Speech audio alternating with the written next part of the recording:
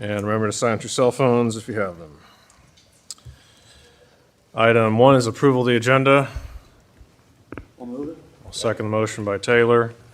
Hearing no discussion, all in favor say aye. Aye. Opposed say nay. Passes 5-0. Items 2 through 7 constitute a consent agenda of routine action items to be considered by one motion. Items pass unanimously unless a separate vote is requested by a board member.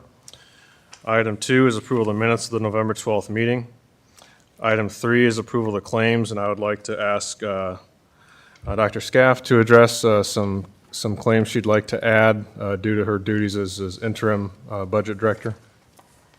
Thank you. Yes, we have a few that came in late. I think they came through Dennis's email, so I wanted to make sure these get approved tonight if possible. The first two will be a check written to the Law Enforcement Authority to cover the Bach Financial half of the interest for the annual amount. The total will be $753,126.47. The second one will be a check from the county to Bach Financial for another interest amount due for a Series 2021 GO bond, and that's in the amount of $135,050. We like to send these together so that they're not penalized. They need to arrive by December 1st. Does anyone need or require any more information on that?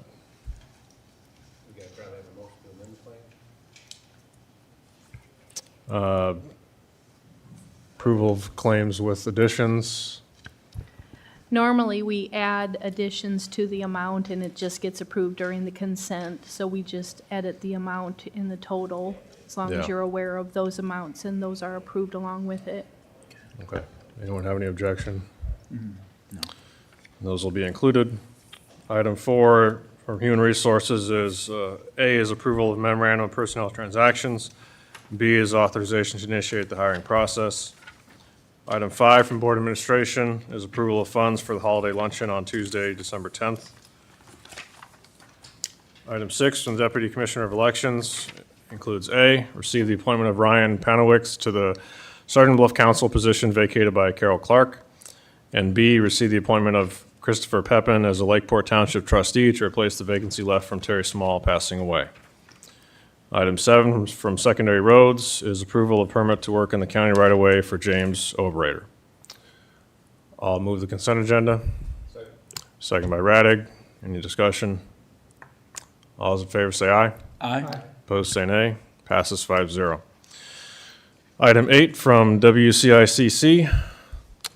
Chief John Malloy for action is approval to move $60,000 from the IT LEC networking project to the data center remodel project. Yes, as the WIC, John Malloy IT, as the WIC Commission's aware of, we are repurposing our former data center that this group approved moving off-site here in the last year and a half, repurposing that to office space, and there are some funds left from our 23 LEC budget line item, and asking to move $60K from that to our data center remodel. So will it be reported that we saved $60,000 on the LEC project there? Sure. Okay. I'm sure you control that, so. Yes, had a lot of control over that. I'll move it. Second. Motion by Binger, second by Taylor. Hearing no further discussion. All in favor say aye. Aye. Opposed say nay. Passes 5-0. Thanks, guys. Thank you. Thank you. And item 9 from the Deputy Commissioner of Elections for action. This is a second-tier canvass of the 2024 general election. Hi, Steve Hoffmeyer, Deputy Commissioner of Elections. I just have the second tier, which includes the Lawton Bronson School District and the Westwood Community School District, because those carry over into Monona County and Plymouth County, so we had to have the second tier canvas for those, so it's just for you guys to receive and sign. I'll move to receive. I'll second the motion by Taylor. Any questions? All those in favor say aye. Aye. Opposed say nay. Passes 5-0. Thank you. We'll sign those and get them back to you. Aye. Item 10 from the Deputy County Recorder. For information, this is the Recorder's Modernization Initiative discussion. Hi, I'm Diane Swoboda Peterson. I'm the real estate recorder deputy here. I think you might be aware of the Board of Supervisors. You should have gotten something from ISAC about this. We're going to try to increase the recording fees. They haven't been increased since 1985. We're going to go $10 a page. It sounds like we have a lot of backing on it from the people that use Iowa land records and record in our offices. There was also a presentation made to the supervisors executive committee recently that would allow when you guys have your next district meeting. They're basing it on a 4.5-page document. In 2023, Woodbury County actually averaged 4.9 pages per document. So they are estimating that our increase in fees could be from $136,538 to $244,108. But they believe a realistic figure would be $197,168. That would be in addition to the recording fees that we take in now. So I just wanted to see if anybody had any questions. It's something they're going to try to get through legislation come spring. Kind of hope it works. It's going to more streamline our fees for us. It'll be $10 a page, and they don't have to worry about adding in the fees. Right now, it's $7 for the first page and then $5 for every additional. And then people have a lot of trouble with math. So this $10 might be just the ticket we're looking for. Any questions, gentlemen? Sounds good to me. Thank you for the update, Mr. Taylor. Thank you. Do you have a question? I'm sorry, I just had one question. Sure. So this is something that is enacted in code and has to be statewide? There's not a county by county that can do anything That's correct. differently? They Okay. would have to pass legislation to change the code and remove some of the fees, extra fees that we have now. They would have to remove those and then put it that it's $10 a page. Okay, thank you very much. Yeah, thank you. Thank you. Any other discussion on this item? All right. Item 11 from Camp High Hopes, Sarah Morgan is here with us. This is a action item, approval of Camp High Hopes for support of the Multipurpose Adaptive Rec Center project to unlock IEDA CAT grant funds. Move to receive. Second. Motion by Nelson, second by Bettinger to receive. All those in favor say aye. Aye. Those say nay. Passes 5-0. Did it pass? Or do I need to? This is to What? receive, Oh, received it. Okay. I was we like, got I to don't do know. all these formal things, or people will I'm usually on the say, other side of the camera. I'm not usually on this side of the podium, but okay. Hey, everyone. Sarah Morgan with Camp High Hopes. I'm assuming I can start now. Is that right? Okay. With me today, I have Gary Turbis. Gary is our camp founder. He founded camp in 2004. We have Ken Beakley. He's been our longtime treasurer for camp. And then John Wagner, one of our board members here. They're here to show their support for our project here for Camp High Hopes. So I'm here today to ask you for your support for our Multipurpose Adaptive Rec Center project. This project is really important in the next steps of camp as we grow. Right now, we have wait lists for all of our summer camp programs. That's a great problem to have. That means our services are needed and wanted. We are the only overnight respite care provider in the region, so there's no other place that our families can go to for that overnight respite care. That's why it's so important for those families to have our services. This multipurpose rec center is going to allow us to free up some beds in one of our older cabins, so we can convert that back into camper cabins, because right now we use it for an arts and crafts classroom and a nature education classroom. So once we build this multipurpose rec center, those classrooms will be moved into there, which will then turn those classrooms back into camper housing. So it will allow us to open up 20 beds per night with a minimum of about 100 campers per summer camp. So we're expecting that to be just a minimum amount for at least the next couple of years, but we know that that could grow significantly as well. We see this project as a great potential for other nonprofits to use, other schools that need some gym space. We would love to open it up to Miracle League if they need some space for gym, or Special Olympics, when it can be hard to find some of those gym spaces to rent and use for some of the schools. So we would love to partner with some of those community organizations so everybody would be able to benefit. The great thing about this multipurpose adaptive rec center is that it's built just for people with disabilities. Those types of facilities are so hard to find anywhere, but particularly in our neck of the woods. So this facility is going to be made just for them, which is really neat. just as all of Camp High Hopes is, everything is completely adapted to their abilities and their needs when they come to camp. So we provide everything that they could possibly need and want when they come to Camp High Hopes for our services. So I am asking for your support and financial contribution of at least $5,000 toward this project. Right now, we have raised 65%, which is what we need to be able to apply for the IEDA CAT grant as well. So I have a confirmation from the city that they will contribute $5,000 contingent upon a match from you guys, and obviously contingent upon the recipient of the award for the grant. So, does anybody have any questions? I don't think that'll be a problem there. I think it's just a question of us. We're going to take it from Big Gaming, I'm assuming.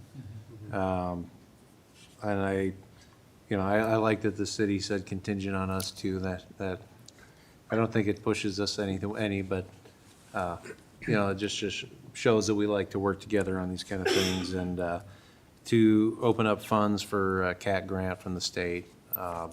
That's when we are willing to help out a nonprofit. Certainly a reasonable ask to, even, ask for the whole 500,000. So I'll make a motion, we do that from gaming. Thank you. Motion by Raddick, second by Taylor. I also don't see any issue with it. No. I think we are a necessary part of this process, and there's no reason why we wouldn't support a worthy project. And thank you for Yeah. all that you all do. As somebody who's, has a family member who takes advantage of services like these, Yeah. I know the impact that it has on people's lives personally, so thank you. Thank you. That's always nice to hear. Is there any point in the future you would need a letter of support? They said, you asked me to provide documentation of what I might need. They said they don't require a letter of support, but they do require that the financial contribution be documented, preferably with a resolution. A letter of support, I think, would only boost our chances to get this grant. I did talk with the program manager, and she was excited about the possibility of how well this fits into their idea project scope, I guess I could say. So I think any other additional show of support would be just one, put us up even a better peg. So a letter of support would be great too. I would think a joint letter of support with the city would be fairly easy to achieve. So we'll talk to them about that. Okay, that'd be great. I've seen a lot of the CAT grant awards in the past too. I do pay attention to what they do there, and I think this is probably one of those projects that should be a shoe-in my opinion. But we obviously will do everything we can to support the project and make sure that is the case, so.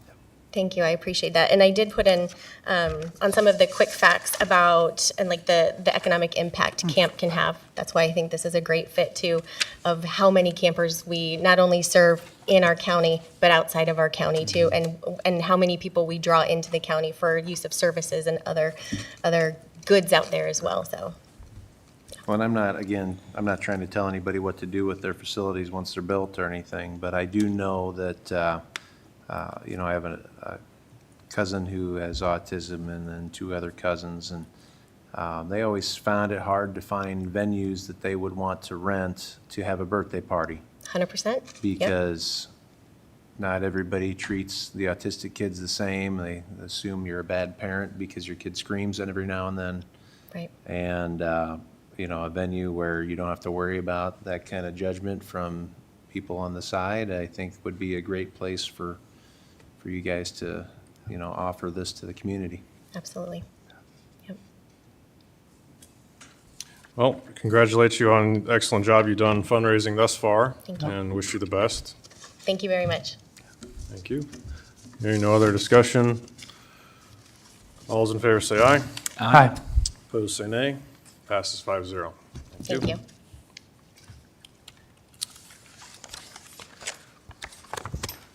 Item 12 from the Board of Supervisors, myself and HR Director Melissa Thomas for information. This is discussion and consensus to increase the salary of the Building Services Director due to revised job description detailing increased duties related to the new law enforcement center. Included in the backup is a updated job description. It is fairly obvious to all of us, I believe, that the scope and duties of this position have drastically increased with the completion and work associated with the law enforcement center and its size. So regardless, it's important for Melissa and I, we thought, to put this on the agenda for the board to see in red what areas of the job description have been added. Based on the daily workflow, I know that when this was being discussed, there was one day that Kenny got, I think, 61 emails about the LEC and 24 calls, something like that. It's a big part of the job.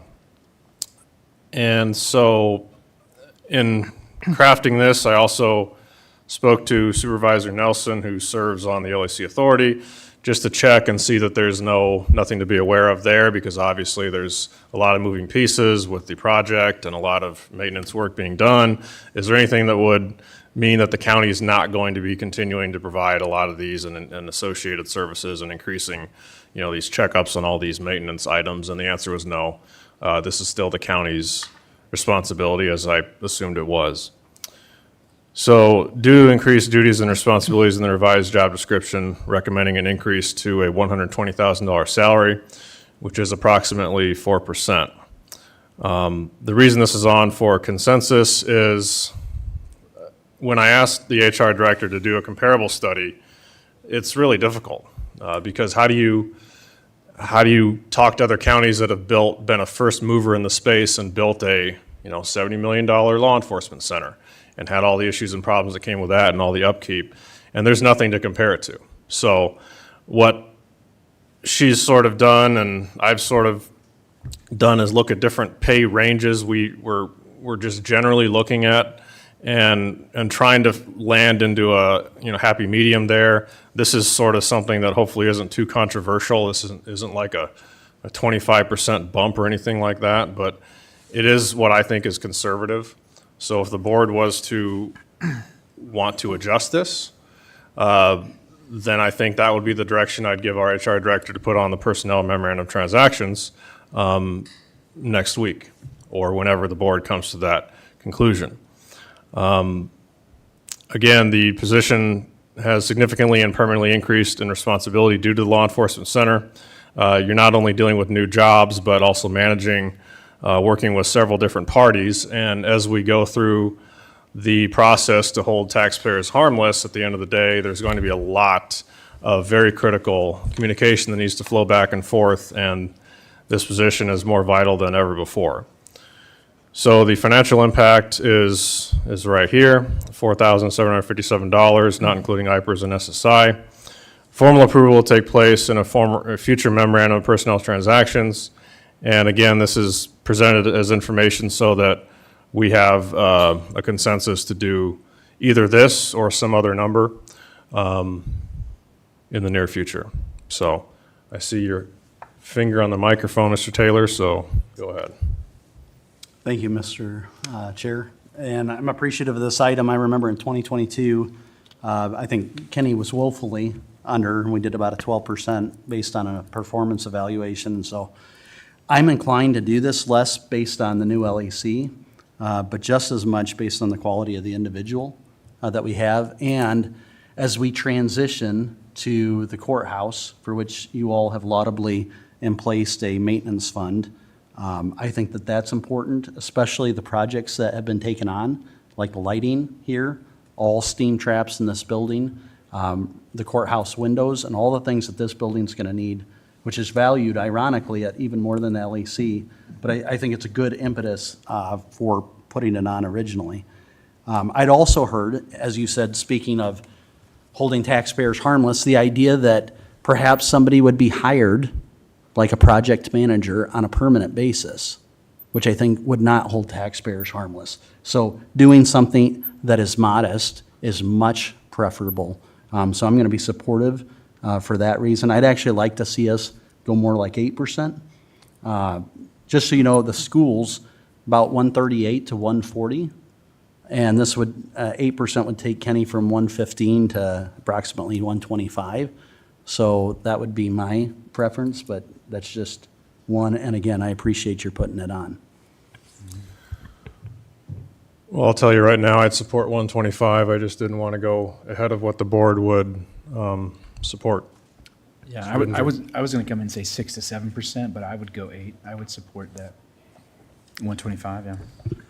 Yeah, Matthew brought this up last week, and I'll give him all the credit for thinking about it. And being on here the shortest amount of time, I've worked with Kenny an awful lot on the jail project. And when you said earlier about the many hats that he's had to work with, not only is he working with our attorney, the LEC's attorney, the contractors, the subs, Baker Group, the sheriff's office. They've been busy and they haven't disappointed. And it's been a massive undertaking up till now.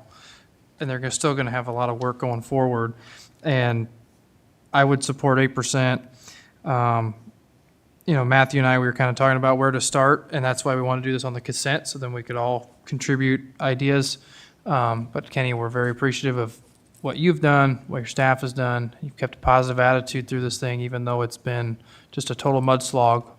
And we hope that that comes across more than anything tonight. So.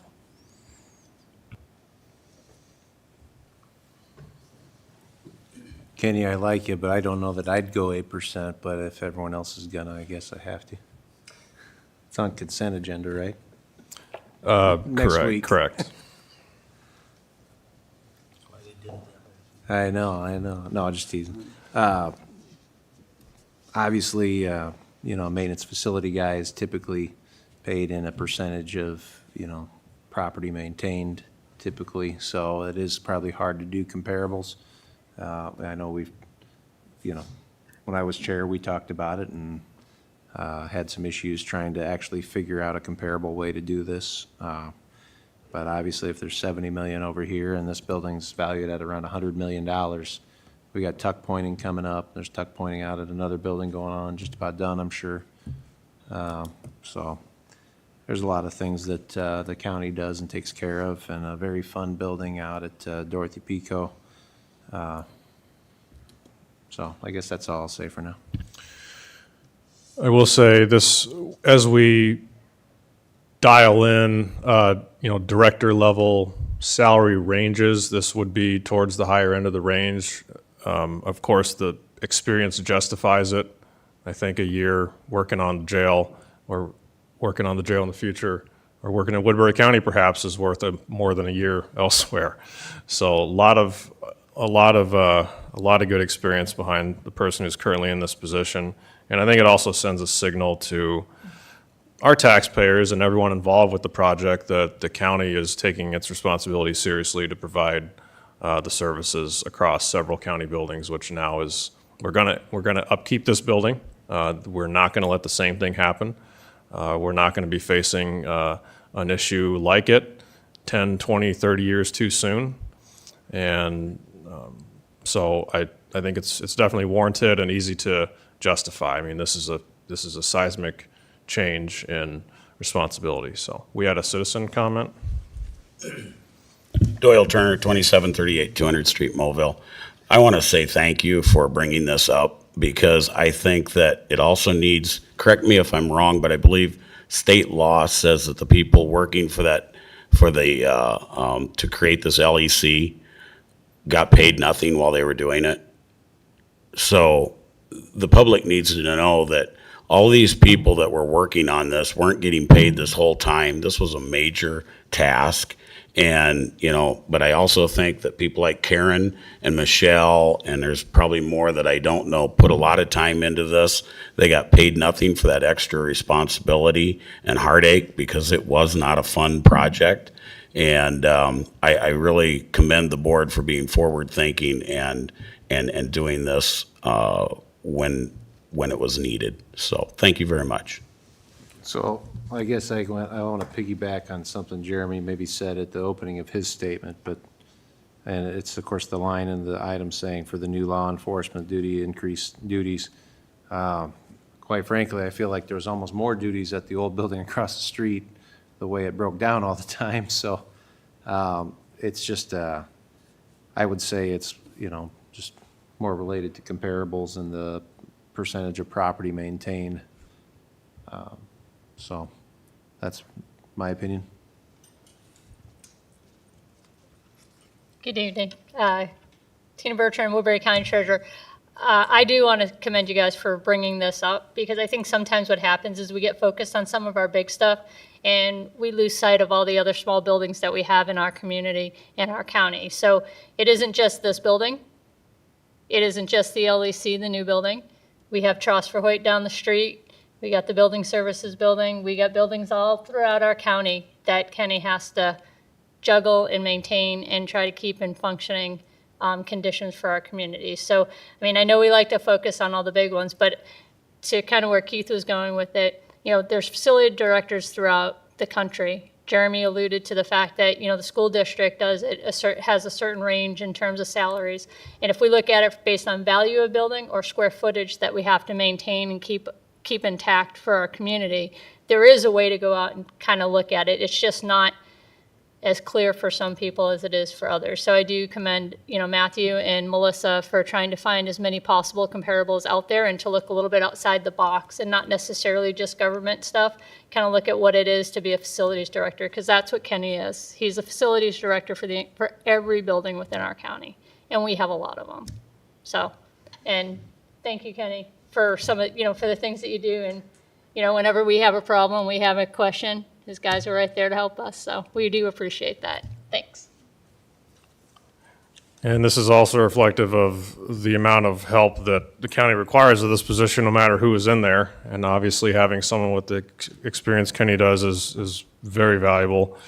Just to emphasize one more time, the county's been a first mover in the new LEC project, and getting to final completion very soon, where everything is wrapped up. And then going forward with the maintenance of that is something that we would not be at this point without this position, being able to handle so many different parties and issues that happen and come up, that most of them don't even come before the board or the public, not because he's hiding anything, but because there's just not time. He's on to the next problem to fix. So appreciate the board's discussion and consensus.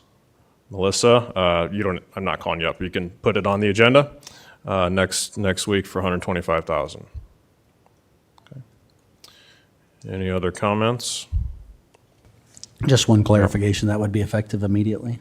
Is that the intent? Which I would be Yeah, fine I with. hadn't proposed anything, but immediately would be, I think Monday would be the first day of the pay period, so I think next Monday effective. so effective November 25th? Okay, great.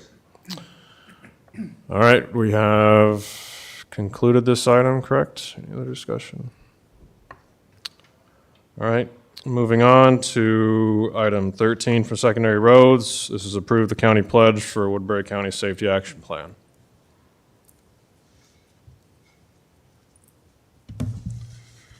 Mark Nair, Woodbury County Engineer. The Board of Supervisors signed an agreement to commit to a Woodbury County Highway Safety Action Plan. We've been working with that. We've now had our public meeting where we invited in school districts, law enforcement, other interested parties. The goal of the plan is basically to reduce the frequency and severity of accidents. As we look forward in our 5-year program, this will help us evaluate improvements that can be made to our highway to reduce accident severity and hopefully prevent fatalities. The county pledge is a part of that document when it's published, and I'm bringing it forward to the board today for signature and approval. So moved. Second by Taylor. Any discussion? All those in favor say aye. Aye. Opposed say nay. Passes 5-0. Thank you. Thank you. Item 14 from the Board of Supervisors, Mr. Radig and myself for action. This is approval of letter of support for maintaining navigational support on the Missouri River north of Blencoe. We previously discussed this.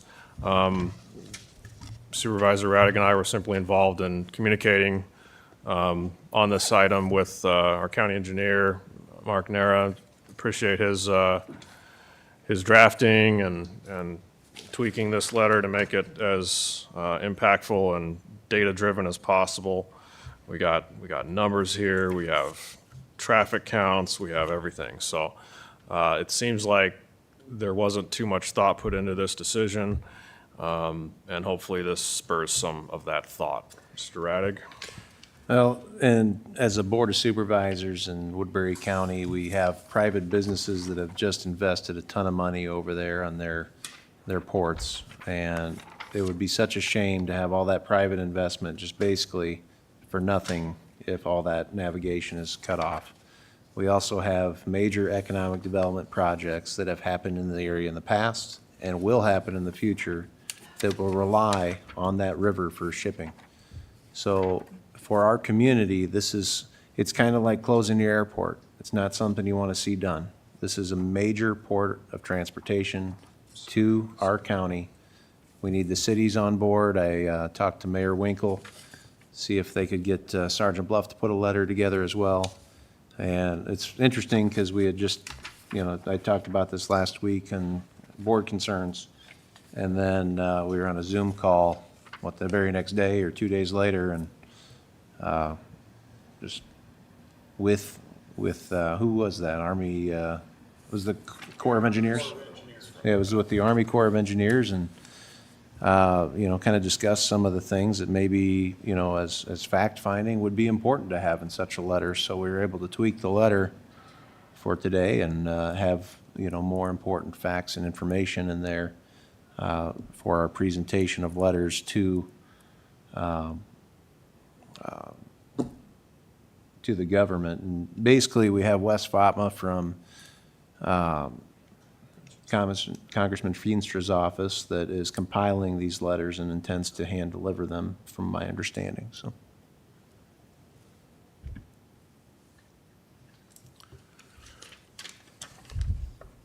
All right, any other input on this? I'll move approval. Second. Second by Nelson. All those in favor say aye. Aye. Opposed say nay. Passes 5-0.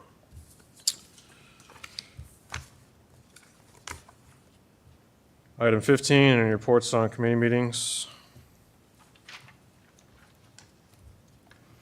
I have a couple. Excuse me. Last week was the Veterans Affairs Pancake Breakfast. They served over 80 people down at the Sergeant Bluff Legion Post, and so it was a good day. I made pancakes, and we talked with people, and I had a lot of veterans come through, so it was good to see everyone. Second of all, we had our SHIP meeting, the Siouxland Human Interest Partnership meeting. A good thing, the Sioux City Boost program, the reentry program, it helps those that are coming out of RTF kind of get their feet on the ground, get jobs, work apparel, apartments, anything they need to help them get back up on their feet. And so I heard a couple of testimonies of people coming out of RTF, getting on their feet, getting reunited with their kids, and just getting hired and just making good life decisions and getting back to what you would say a life of meaningfulness. And so they were just shared their testimony thanks to SHIP and the investment of the Sioux City Boost program. And then lastly, just the Board of District Health, just an update. They had this financial update, just good in financial position for the third quarter, and they're just managing all their funds very well, and they're in good financial shape. So that's all that I have. Nothing major, yeah. I've got a couple. We had an LEC meeting this afternoon. We had one 2 weeks ago. 2 weeks ago at that one, I requested to see some options in the way of the Baker Group contract, what we're paying our owners rep and people on the ground, as I would have liked to seen the hours and wages go down. We were presented with some options today. I voted to reduce it. I was outvoted 2-1 to leave their contract the same. It's going to be reevaluated again in December, and we'll go from there. But in my opinion, I think the project is slowing down, and we needed to have reduced some of that. But again, it takes two to carry a vote. So the county attorneys and the courts are going to be moving out there after Thanksgiving, so that's good news. Warranty items are getting done at a fast rate, which is good. We heard back from Introba finally. We do not have a solution, but they've narrowed it down to 2 things, and we're going to be working on ruling out one of those next week. So as we close in on 1 year of their problem, we're still working to get it solved. We'll have a meeting, a special meeting on Thursday. We have to approve the bond payment that we put in with the claims tonight. So Thursday, 11, we'll have a quick meeting just to approve that so that we can make sure the payment's delivered by December 1st. I think that's it on the authority. Yep. Can I just ask a clarifying question? Do you know approximately the Baker Group contract? What is the authority paying right now? I lose track of it. It's a little over 32,000 a month. And what was your suggestion? Sorry, I didn't make It went the down meeting. to about 26,000. Was and- what you were hoping for? Yeah. Yep. Because it's substantially complete and. Yep, I don't have that. Yeah, it's 32 and change currently, which is down. Originally, we were paying about 34. But then when the jail opened, or when the building opened, we moved the office from downtown out there. So then we quit paying rent and utilities. So then that lowered the bill down to about 32,000. And the upgraded schedule we'd seen that I voted for would have dropped it to just a little over 26,000 a month. All right. So. Appreciate that very much. I might respond on board concerns, but thank you for the clarifier. Okay. No problem. We had a 911 service board meeting, Climbing Hill this week. They had approved money to buy 4 brand-new radios for all of the rural towns for fire and EMS. They're very expensive radios, so the towns were, and those departments are thankful for that. I mean, obviously, they would have liked more, but we only have so much money, but so it was a great thing. We also approved money to get Sioux City Fire, roughly 117 new radios, and we're hoping that they can get a MERD grant to help pay for that. But all in all, that was a very good meeting. Then we also had a conservation board meeting last week out at Dorothy Pico. They've got some FEMA damages roundup from the flood damages. A lot of that occurred out at Little Sioux Park and then some down at Snyder's Bend. But with the damage that we have between those parks, we're looking at roughly $312,000 of damage. So we're hoping to recoup quite a bit of that back from FEMA. The walking trail at Little Sioux Park that had been blown out has been fixed, and that's been back operational. And thankful for that because a lot of people bike and walk that all the time. So that was good. We're still working on running fiber from long lines out to Little Sioux Park. We're talking about what kind of data plans and speeds we want out there. It's kind of a public safety thing. There's not very good cell service out there, and there's not good internet access either. So if there's an emergency, Wi-Fi calling would be very important. And then we'll look at potentially providing Wi-Fi to campers, maybe, hopefully at a fee. So then we can, either make some money off of that or pay for that. But the campgrounds, the upgraded campgrounds out there have been a huge hit. The concession stand that we built out at Browns Lake, and I don't know if any of you guys been through, I know Jeremy has. That has been a major success. They had rentals, kayaks and paddle boards and paddle boats, and they didn't have enough. They were rented out, and so all season. So they're going to buy more to stock in there next year. And it was kind of funny. Josh, that manages that, he didn't want to do any rentals at all. He thought it was going to be a huge pain in the butt, and then they ended up renting everything, and everybody was asking for them. So that's been a great success. So we're very happy about that. We've got some quotes back on the settling foundation out there at Dorothy Pico, and looks like it's going to be over the bond threshold or the bid threshold. So we're going to have to probably seek bids for that if Kenny wants to maybe comment on that. But so that's unfortunate, but we got to try to find a fix. And then someone brought up tuck pointing, Climbing Hill. Kenny and I are going to meet down there with Director Byer tomorrow, meet with the foreman. They're getting pretty close on the project, so we'll have an update next week. Thank you. I had a WCICC meeting. That office is always innovating. Very impressive operation, an ongoing joint city-county operation. One item of interest was one of the staff projects was demoed for the commission, and that was a new tracking portal for all of the county devices being offline or online, and tagging exactly when and how long they've been offline. It refreshes every minute or two, or every few seconds, I think, actually. And we saw it work in real time as you unplug a device, and those sort of things are developed internally with the staff that we have. And so we're hiring some really high quality people in IT, and bodes well for all these new buildings with all these new issues and new conveniences that we have going forward. So, oh, sorry, was that your last one? Yeah. Sorry. Simcoe exec on Wednesday, Executive Finance Board. We basically, on Thursday, Board of Directors, we do the same things. It's just then that's the whole board. We went through insurance plans, ended up staying with the same insurance carrier, I think 6% over last year, which I think a lot of municipalities were seeing 8 and 11% increases, so the 6 seemed pretty good. And it was kind of interesting seeing the comparison of plans because we really did a pretty large comparison this time around. I think some 15 different companies. We looked into different plans, and it was not the most expensive plan, not the cheapest plan. It's somewhere in the middle, but is one of those where it's like the best bang for the buck, and I think it's actually the same plan we use here. So, good surprise. Of course, talked a little succession planning because I'm the secretary on the board on exec, and I'll be gone here at January.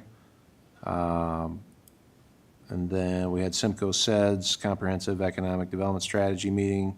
That was a meeting mostly electronic with the state of Iowa, and just talking about some upcoming things for the following year. I sat in on the Water Committee meeting that Mark was a part of there.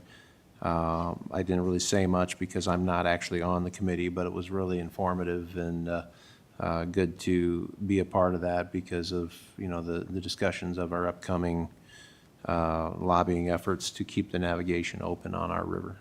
And that's all I have. Thank you. Is there one more round of Simcoe meetings for you, Mr. Radig? Yeah, there's quite a few still in December, but actually, so I think like SEDS, that may have been my last one, and it's kind of, you know, really challenging because I really did enjoy the time there and, you know, the different community leaders I get to serve with. So I would recommend that to any of you guys, you know, you guys here or anyone up there, because it's a great opportunity to network with the neighboring counties. I've got great friends in, you know, Cherokee and Plymouth and Monona and Ida counties, and it's also interesting because Union County, I had one of the members from Union County say, hey, you want to move over to Union County? We might appoint you, because they both need a supervisor and an auditor right now. But it's just been a fun experience, a lot of learning. There's a whole lot of things I think you'll find out about the whole region by being a part of that. And through being on there, we were able to get that first $2 million for the interchange. Having that kind of impact of being in leadership there, it's important. So strongly recommend, you know, working hard if you get appointed to those boards. It's a very important position. Thanks again. Moving on, item 16, any citizen concerns?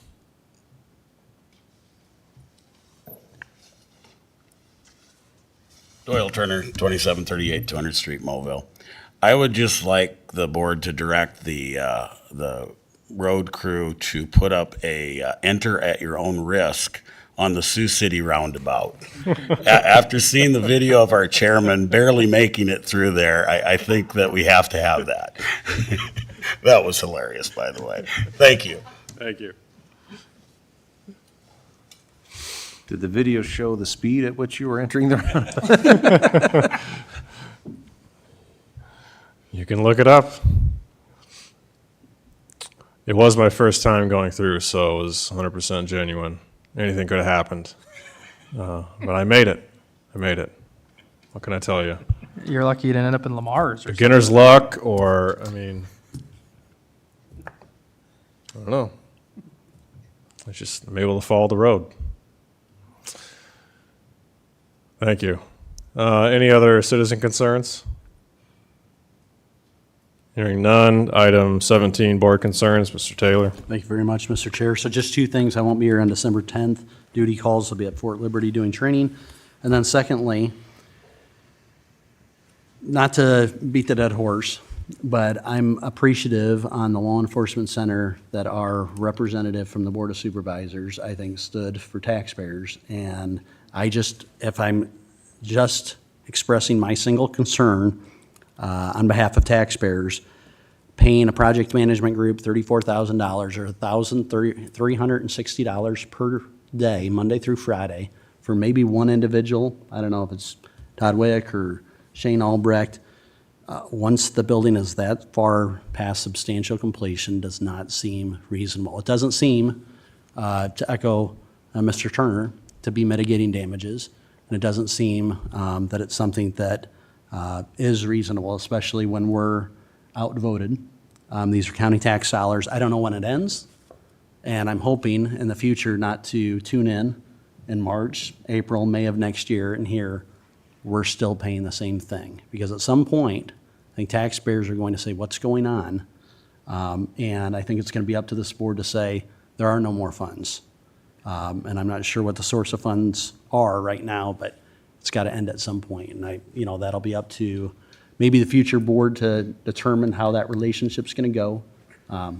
Very positive meeting, want to end on a positive note. So the positive note is thank you for representing this board. Appreciate it. Only thing I have is, as the liaison to Planning and Zoning and Board of Adjustment, there's two vacant positions, one on the Planning and Zoning, one on the Board of Adjustment. So if anyone's interested, these are not high-paying roles, but they are great public roles to serve and help our community grow. And so, contact Daniel Priestley at 712-279-6609 and to apply and get the application. Excuse me. But yeah, one seat on the P&Z board and one seat on the Board of Adjustment board. So that's all that I have. Since we have two engineers in here, did that metal get moved? No? Okay. We'll talk tomorrow. Like the gold bullion, or what are we talking? No, the scrap metal that was in the right of way that was on our road south of Cushing. It was today. I'm pretty sure today was the last day, right? Yeah, that you were supposed to have it moved. So we might have to deal with that ourselves. So Jamie let us down.